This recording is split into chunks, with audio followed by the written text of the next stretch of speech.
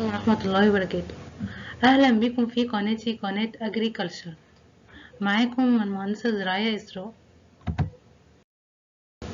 النهاردة هتكلم معاكم عن موضوع مهم جدا. طبعا حبايبي داخلين تالتة اللي هما سنة تانية دلوقتي، الترم التاني، عن التشعيب. ازاي تكتب رغباتك او تكتبي رغباتك عشان تتقبل في القسم اللي انت حابب تدخله. عندنا 5 خطوات مهمة لازم تكون عارفهم قبل ما تكتب ورقة التشعيب. أولا المواد المؤهلة للقسم. ثانيا ال7 رغبات، لازم تكون عارف ال7 رغبات ايه هما. ثالثا كتاب دليل الطالب، ده مش عارفة انتوا عندكم PDF ولا ايه، كان على ايامنا بيجاب من رعاية الشباب، كان ب25 جنيه او 15 جنيه حاجة كده. رابعا خبرة، لازم تاخد خبرة من الدفعات السنين السابقة. خامسا ما تسمعش الكومنتات سواء السلبية او الايجابية، وهقول لكم ليه. اولا المواد المؤهلة للقسم. عندنا المواد المؤهلة دي طبعا الكلية عبارة عن 7 اقسام، ده بالنسبة للاقسام العامة. اما الاقسام الخاصة انا مش عارفة الصراحة نظامهم ايه، فانتوا لو حابين اسأل عن نظام الاقسام الخاصة بكتبولي في الكومنتات وانا ببقى اسألكم ان شاء الله. فالأقسام عندنا هم 7 أقسام، لكل قسم ليهم مادتين مؤهلتين للقسم. يعني ايه؟ يعني المواد اللي انا خدتها في اولى وتانية، يعني مثلا بتبقى مؤهلة لأقسام 7 أقسام. يعني مثلا عندكم على سبيل المثال القسم بتاعي قسم بايوتكنولوجي، ليه 2 مواد مؤهلة. طبعا مادة الوراثة ومادة الكيمياء العضوية. دلوقتي آه انا دلوقتي لو عايز ادخل القسم اللي انا حابب ادخله، لازم اكون المواد المؤهله للقسم بتاعي. لو القسم لو القسم ايه تقديره مش عالي قوي، فهو هي ال7 اقسام بيترتبوا بالتقدير. طبعا اول حاجه معروفه البايوتكنولوجي، ده قسم اعلى قسم، ده بيتاخد بالتقدير الاول، وبعد كده بيشوفوا المواد المؤهله لو في مكان. يعني ايه؟ يعني مثلا بياخدوا اول حاجه الاول الامتياز، اللي جايب تقدير امتياز والجيد جدا. يعني مثلا لو انا تقديري امتياز او جيد جدا، طبعا هياخدوني من غير ما يبصوا على المواد المؤهله ولا حاجه. لكن هيبصوا امتى بقى؟ اقل بقى من جيد جدا، يعني من اول بقى مثلا جيد مرتفع لحد الجيد. بيبصوا على المواد المؤهلة للقسم، لازم يكون على الأقل في مادة واحدة امتياز، أو مادة يعني لازم مادتين يكون فيهم واحدة امتياز أو جيد جدا. يعني مثلا تبقى واحدة امتياز والتانية جيد جدا، أو واحدة مثلا لازم تبقى واحدة امتياز فيها أو جيد جدا على الأقل. تاني حاجة، ايه هما ال7 رغبات اللي عندنا. طبعا البايوتكنولوجي ده اول حاجة، وبعد كده قسم الاقتصاد الزراعي، وبعد كده الانتاج النباتي، وبعد كده التربية العطرية، وبعد كده القطن، وبعد كده قسم الاراضي، وبعد كده اخر حاجة قسم الاستزراع السمكي. طبعا انا لما اجي اخد لما اجي اخد خبرة من الاقسام علشان اعرف القسم اللي انا عايزه ادخله، ما اخدش ابدا ولا كومنت سلبي ولا ايجابي، وهنتكلم في الموضوع ده. تالت حاجة هنتكلم عليها وهي كتاب دليل الطالب. طبعا انا دلوقتي بجيب الكتاب دليل الطالب ده ليه؟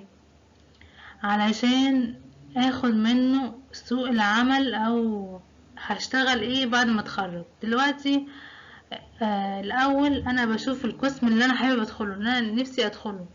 طبعا هختاره على اساس ايه، او نفسي ادخله على اساس ايه، على حسب انا عايز اشتغل في ايه، او لما انا اطلع اتخرج طموحاتي ايه، او اللي عايزه اوصله ايه. يعني مثلا القسم البيوتكنولوجي بتاعنا، آه، اللي هي سوق العمل بتاعه. طبعا اول حاجة طبعا اللي هي التعيين في الكلية، اللي هو ابقى معيد.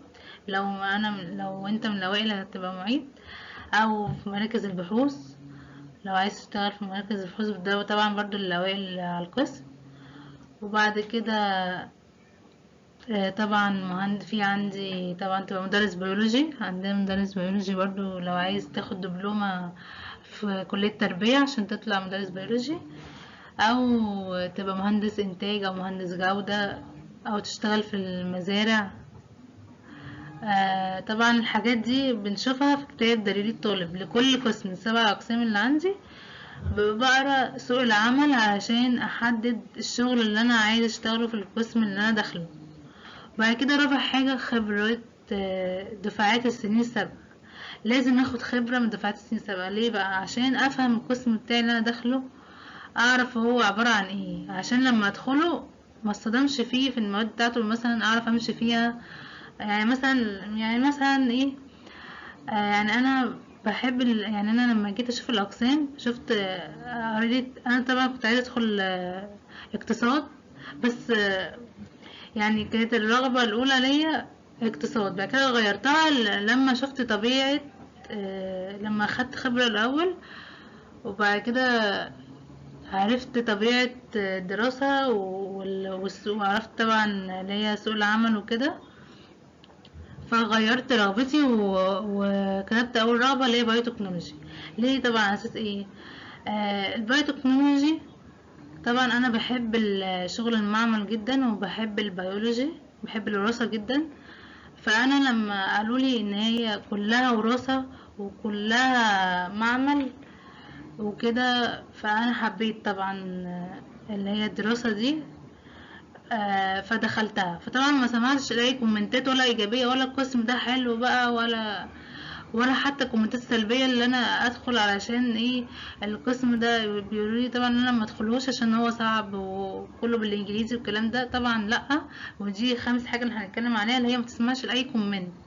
انت بتشوف الاول انت عايز تدخل القسم ده ليه. يعني بص، انت مش شايف قدامك. انت كل اللي شايفه بعد ما تتخرج عايز تبقى ايه.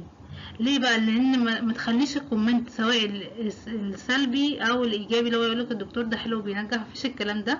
طبعا هما الدكاتره كلهم، كل الاقسام، كل الدكاتره يعني ما شاء الله عليهم بيساعدوا الطلبه وبيشرحوا كويس، ومفيش اي تعقيد بالنسبه للنجاح يعني. بيسهلوا على الطلبه جدا. فانت ما تسمعش الكومنت، او مثلا الكومنت السلبي اللي هو يقول لك مثلا اللي هو الماده صعبه، او مثلا يعني تبقى تلاقي كلها لاتيني او الانتاج النباتي. لا، مفيش الكلام ده. انت بتشوف هتتخرج ايه، عايز تبقى ايه بعد ما تتخرج، وتبقى على اساسها بتختار القسم بتاعك. طبعا بتشوف، طبعا بتحدد رغباتك من اول رغبة تبقى زي اخر رغبة علشان ما تصطدمش من نتيجة التشعيب. وتشوف طبعا المواد المؤهلة زي ما احنا قلنا، والتقدير طبعا بنشوف مثلا لو تقديرنا نخلي بالنا. لازم طبعا تشدوا حيلكم ان شاء الله عشان تجيبوا تقديرات مرتفعة ان شاء الله، علشان تبقى فرصتكم ان انتوا تبقوا قدامكم 7 اقسام، تبقى على حسب رغباتكم ان شاء الله. وربنا يوفقكم. لو عايزين اي حاجة انا تحت امركم، واكتبولي في الكومنتات وانا هساعدكم ان شاء الله. شكرا.